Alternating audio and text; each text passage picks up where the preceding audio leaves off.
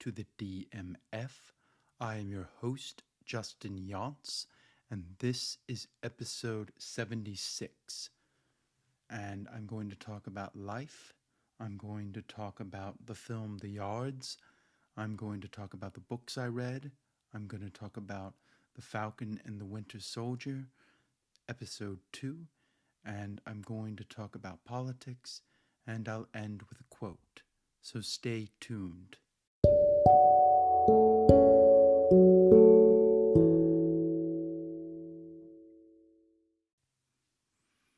So, we're all getting back to life again. A lot of people are getting the vaccine. Now people are starting to go out. I'm ready to get back to life. I went to a restaurant, tonight. I, still did social distancing. I still used my mask. I think we still need to use those things as tools. But if you've been vaccinated, that is going to help. I think that's the best thing possible, is to get vaccinated. And one of the things that we're seeing right now is that COVID is once again on the rise, which is unfortunate because we know spring break came around and a lot of people, just decided not to wear masks and not to social distance. What did you think was going to happen? We're not out of the woods yet, but if people would just be patient, I think by June we would see a drastic drop.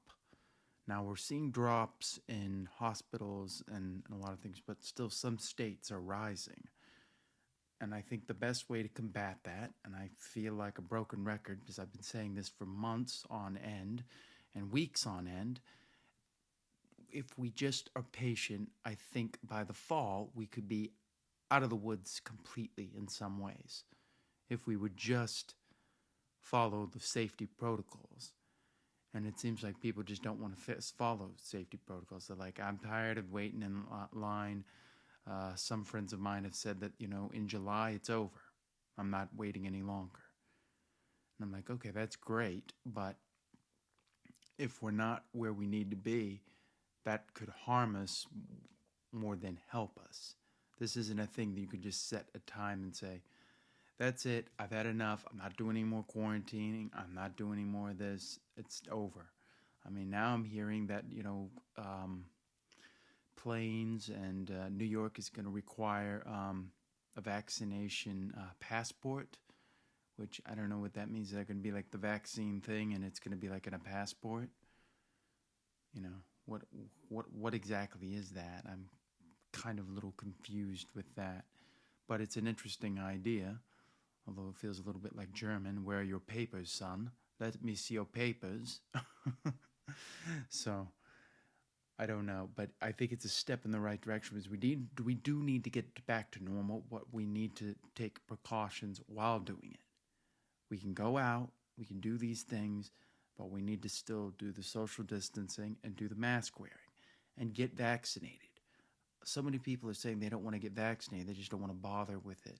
They're waiting to see if there are side effects, which is an interesting idea.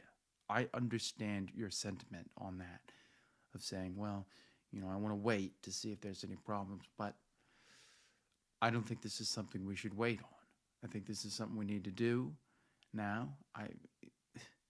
I don't think all of us would be, I don't think Biden, Kamala Harris, Trump, all of us would be getting the vaccine if we thought that there was something really bad in it. So therefore, I think the best thing to do is get one of them. I got the Johnson & Johnson. You can get the Pfizer, the Moderna. I'm sure there will be another one. It's frustrating because I hear Pfizer wants to make money off of this, as usual, but I don't see this as an opportunity to make money. I think this is an opportunity for us to get back to normal. So the best thing for all of us to do is just wear the mask, social distance. You can still go out. You can still do things. You just got to be a little careful. And then by June, I think it'll be a little better. By July, it'll be a little better. By August, it'll be even better. And then September, we should be out of the woods and we'll be able to do probably whatever we want to do. We probably won't even have to really use masks as much. Masks will always be a part of it, but I think most of us will be vaccinated by then if we're smart, and we can hang out with those people. And those that don't want to get vaccinated, well, I don't know what to say to them. I think that's really frustrating. I think it's sad that that's the approach they're taking. We need to be smart. We need to be strong. We need to be intelligent about this. Wear the masks, social distance, be patient, and we'll be out of the woods and we'll be done. Just be a little patient. That's all the world is asking. If we're patient, we can do that. All right. With that, I'm going to get off the soapbox now. Now I'm going to talk about the books I read. So let's talk about the first book I read. Now, this is a children's book, but as I told you, I have been doing speed reading, and the best way to do that is to use children's books. So I read a book that I haven't read. I saw the film, the Disney film, a long time ago, so I have no memory of that. So I read the book, Roald Dahl's James and the Giant Peach. And this was a really interesting book. It shows courage and it shows about acceptance. You could use the bugs almost as a metaphor for, different races, different cultures, showing the understanding of it. Rising above a bad situation, not letting it dwell on you. I like the way they did things in there. The explanation of clouds and how they create storms and things like that. I thought that was an interesting look at things. Just the altruistic character of James, and has got to deal with his aunts and the situation and how he's always trying to get out of it, and he's cheered on by the bugs, and they believe in him and he believes in them, and I like how at the end how it ends. So I thought this was a great book. If you haven't read this, read it. It's a children's book, but you know what? Children's books can teach us a lot.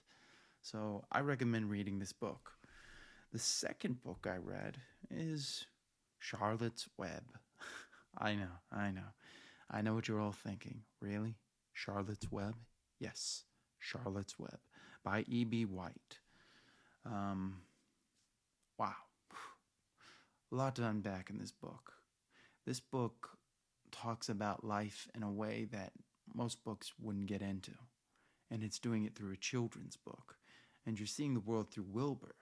But Charlotte is the point of reasoning. She is the focus. She is the leader. She is the voice of common sense. There's even a part in the book where, Charlotte says people are very gullible. And Wilbur says, what's that? And he's like, easy to be fooled. And it's interesting. The author is really talking about the herd mentality and the world of, people like to, just pile on to things, and they're very gullible. And that's true. They're teaching you interesting life lessons there. And Charlotte is, always trying to find a way to help Wilbur. And here she is on her deathbed, and Wilbur is doing everything he can to help her. And she saves his life in more ways than one, and teaches him about life when nobody wants to be his friend. Just the way the book begins with Fern, grabbing the axe from her father and being like, don't kill him, and her, taking charge. I mean, Wilbur is really, he's a male character really raised by all these women. There's no father figure really for Wilbur in some ways. The animals, come to respect him. But it touches on things, and there are parts of it that can be very bleak. It's almost like a more of a lighter Animal Farm in some ways. That's the thing that I kept, reminding me of. But Wilbur is such an altruistic character who really, rises to the occasion. And Charlotte teaches him how to be better. And I think Charlotte's the best friend any of us could have. I mean, she pretty much, and the way this author talks about, they Wilbur asks, what's that? What's this? And he's talking about how a spider does these things. And he uses actual scientific terms in there and scientific names, teaching children about spiders, teaching us to learn, and also teaching us to look at creatures not as they appear, not to judge a book by its cover, but to see what it is. Even Templeton, who you could just see on the surface as somebody who's greedy and just wants that, deep down inside, he's a good guy too. Everybody's kind of a good guy. There's not really an antagonist, I would say, to this. I'd say the antagonist is life to this. I guess you could say the owner of the farm. But so those were really interesting books I read, and I thoroughly enjoyed them. And when we come back, I'm going to talk about the film The Yards.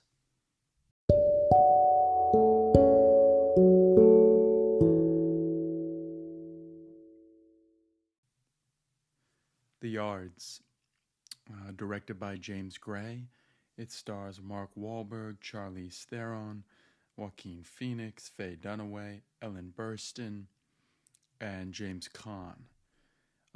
The music is done by Howard Shore. This film came out in 2000.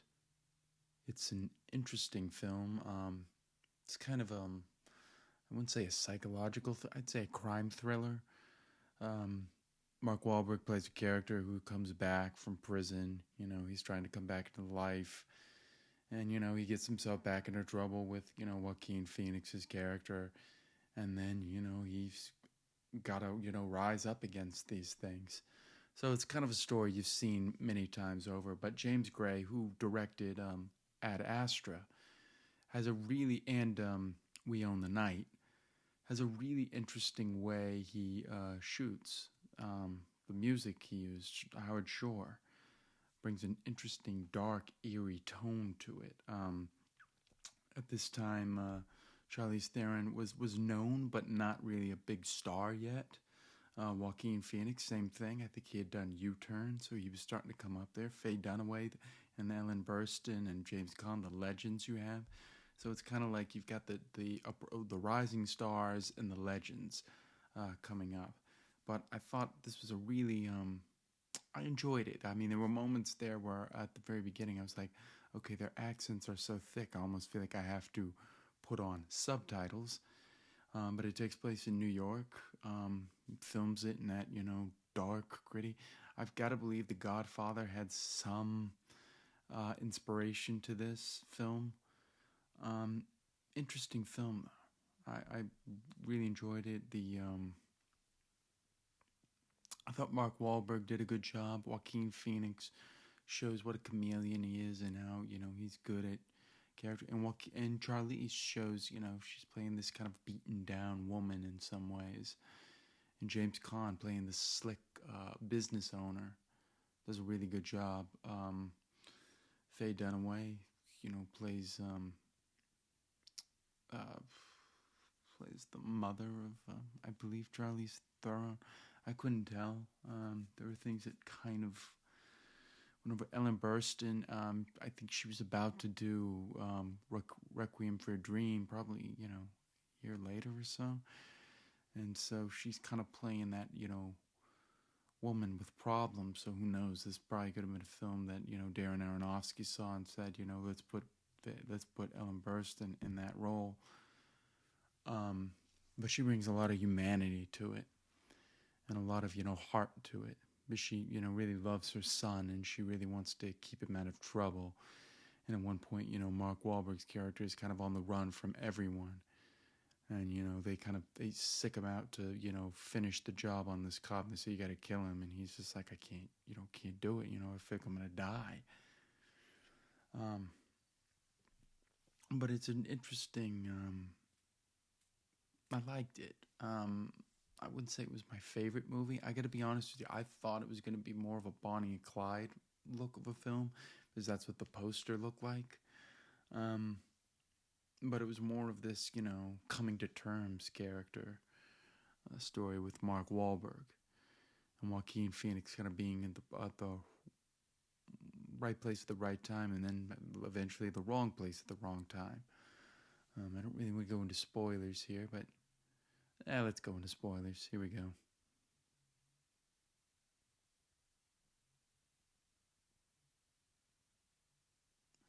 Okay, you've been warned.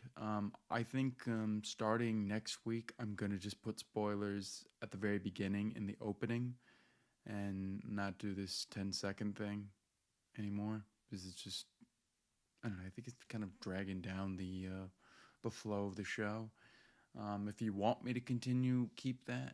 I can, but you know, I'm still gonna mention spoilers. I'm just not gonna have like 10 seconds in between. So I talked about the part where he runs, he's gonna try and kill the cop, and it's really suspenseful the way he does it. You think he's gonna pull the trigger, and he runs off. He does the right thing. Eventually, when he's kind of got everybody back to it, James Caan character kind of comes to him and is like, we gotta, take care of ourselves there. We gotta, I gotta be. He kind of wants to be his friend now, and Mark Wahlberg's character just kind of looks at him like, it's too late, man. I'm done. But he doesn't say that. He just kind of lets him say what he wants, but he doesn't believe anything he says. And it's interesting because the film begins on the subway and it ends on the subway. So you've got those two things bookmarked there. And it's a nice little coming of age story of, Mark Wahlberg's character coming to terms with, he went to prison, gets himself into trouble, and he becomes a hero in some ways. Um, and as I said, I loved Howard Shore's score. The part where he beats up Joaquin Phoenix and the fight, Joaquin Phoenix is, he's kind of yelling at, Charlize Theron's character, and, Mark Wahlberg beats him up. Uh, One of the parts that really spoke to me is when they kind of basically fire Joaquin Phoenix's character, and they just say, "Oh yeah, we're gonna need the house key back," and things like that. So he was kind of almost a family member to James Caan's character, and here he's just kind of being thrown out and being done with. And it's kind of a sad end for him. But yeah, I mean, not the best movie, but really good. And James Gray is a great director, great direction, good actors, good music. What more could you want? I don't think you can go wrong with this film. So if you want to see a film that's kind of, you know, in the middle, I wouldn't say it's the great, but it's leaning toward great. I wouldn't say it's leaning towards bad. See it. So the 2000 film, The Yards. And when we come back, I'll talk about The Falcon and the Winter Soldier.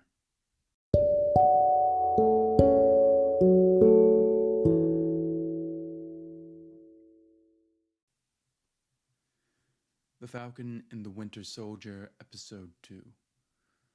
I like this episode. It builds on a lot of things. It's really good. Touches on race. It touches on real world issues, just like the first one did. We really kind of see the relationship forming between Bucky Barnes and Falcon and Sam Wilson. So let's get into spoilers. 10 seconds. And remember, next week, I'm not going to be doing this anymore. The spoilers will be at the beginning. I'm going to tell you spoilers, but it's going to be like 2 or 3 seconds.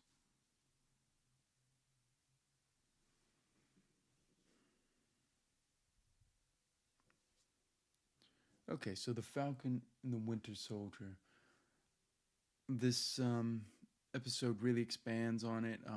Some of my favorite scenes were when Bucky and Sam are forced to look at each other in the eye and basically explain things, and we get the motivations for why Bucky is upset with Sam, because he feels like he just gave up the shield willingly.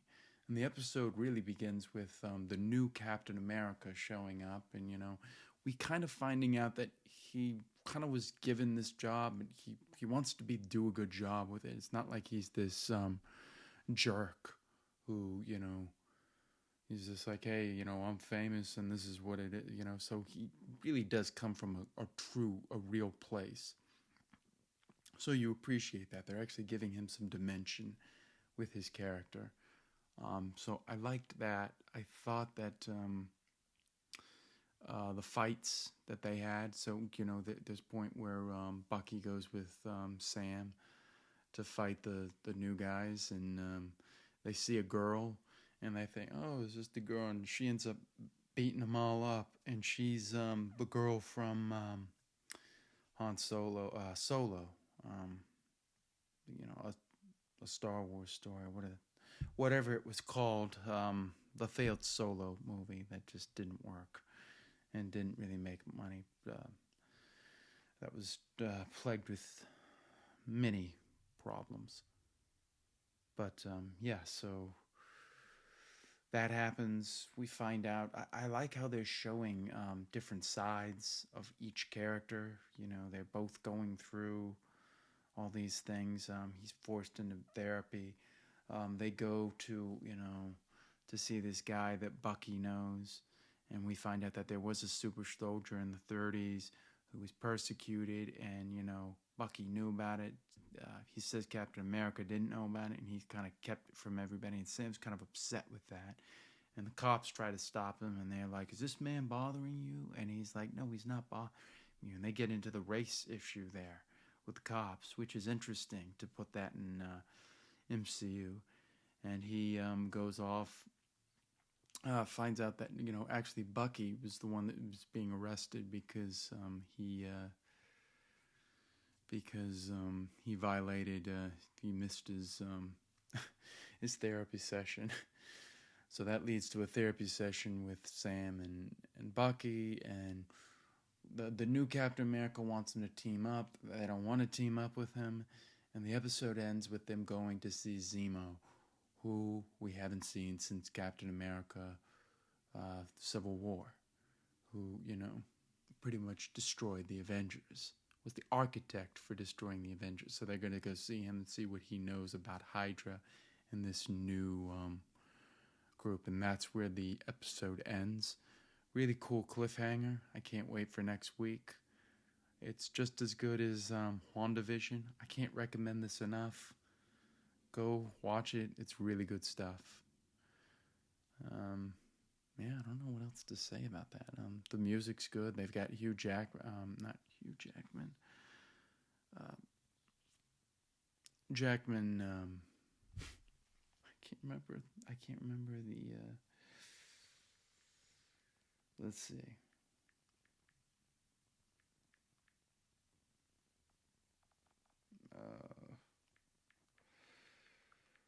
Henry Jackman. Not Hugh Jackman. Henry Jackman, who does the score. You get a lot of the echoes and tones of the Winter Soldier. So I really love this show. I can't wait for next week's episode. And so stay tuned. When we come back, I'm going to talk about politics.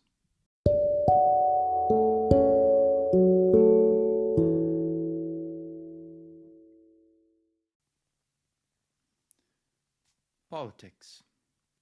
So, let's start with some good things. Biden canceled 1% of the student loan debt. The bad thing is, Biden canceled only 1% of student loan debt. So that's kind of frustrating and ridiculous at the same time, because it's just like, okay, great, you canceled 1%. Bad news is that barely even puts a dent in the in student loan, which he could cancel, by the way, but he's not going to, because we're just not going to do that. Why? I don't know. Some corporate reason. But so that was a good thing. Bad news. Georgia law restricts voting rights, and they basically signed this in the law, the governor, Brian Kemp, and it's very frustrating to me, because it's like, this is going backwards. We don't need to make it harder for people to vote. We need to be making it easier to vote. I don't even like the fact that I still have to carry around a driver's license. Everyone's like, well, it's so hard with cybercrime, they could get into that. Yeah, it's like, but I don't want to carry around a driver's license anymore. I'd rather just have it on my phone or have it be an imprint, or be something else, be an eye, something so that we don't have to carry it on us all the time. But with the Republicans, they continue to make these things stronger. The other thing, gun reform is really coming into, people really want gun reform, and it seems like the same usual suspects don't want to do anything. They don't want to do comprehensive background checks. They say, well, we don't know if it will help.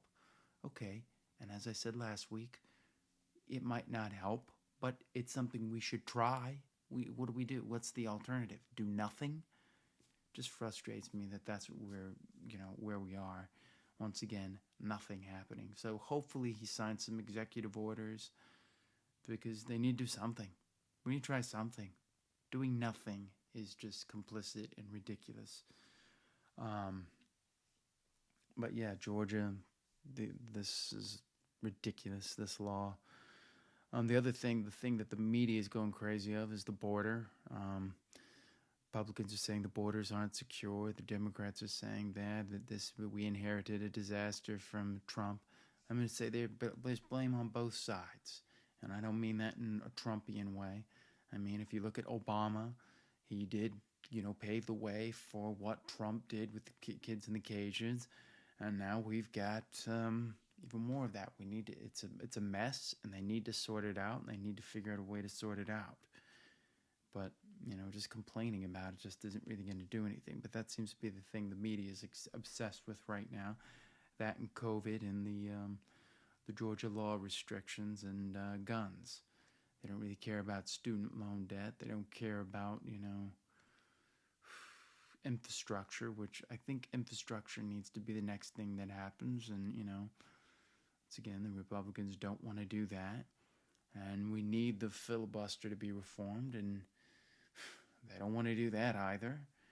It's just like, I talked with somebody already about, the heritage, Obamacare came from the Heritage Foundation, which is a think tank for the Republicans. And and Romney implemented it. And as soon as Obama had it, they all voted, no one voted for it, even though it's a Republican talking point. It's a Republican idea. And it's just frustrating. It's just like, it doesn't matter what. Oh, it's a Democrat doing it? Vote it down. I don't want to hear anything about it. And the same thing on the other side. We have to come together some way. And I feel like a broken record saying this over and over again, but I don't know how else to say it. We have to come together. And making voting rights stricter is not the way to get us to come together. Arguing over COVID and that masks don't work and we shouldn't do this and it infringes on freedom rights, gun rights, doing nothing. That's just being complicit. We need to do something. They've had 2 mass shootings. Something has to happen. The border. I'm not hearing any great ideas here. And student loan debt. These are things that need to be. And minimum wage, that should be fixed. These are the things that need to happen. We need to be taking care of people. I say that every single week, but it needs to be said again. We need to be taking care of people. So let's end with a quote. Let's end on a positive note. Bonnie Blair, the speed skater, she said this: winning doesn't always mean being first. Winning means you're doing better than you've done before. So I'll say that again. Winning doesn't always mean being first. Winning means you're doing better than you've done before. And that's Bonnie Blair, the speed skater. And I think what she's essentially saying here is that it's not always who comes in first. It's not always about beating other people. Sometimes it's just it's the fight with yourself. It's you becoming better, and it's not always it's not always graded on winners and losers. Sometimes it's just you get better here, you keep getting better, you keep getting better, you keep getting better. And I think that's the way we need to look at things. We're just going to keep getting better. Same thing with COVID. We just keep taking steps to get better. We don't need to take steps backwards. There's no this wins and this loses. We need to stop thinking in black and white of losing and winning, red and blue, yellow and green. We need to be thinking of progress each time. That's going to win the race.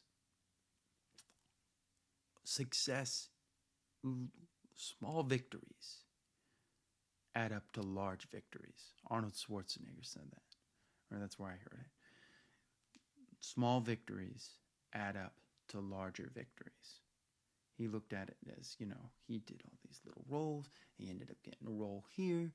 And then he, ended up getting Conan the Barbarian. Then he got the Terminator. And then he just continued to move on. Small victories measure up to big victories. And I think that's what she's saying there. So I want to say thank you for listening. As always, you can reach me at my handle, at Justin Yance.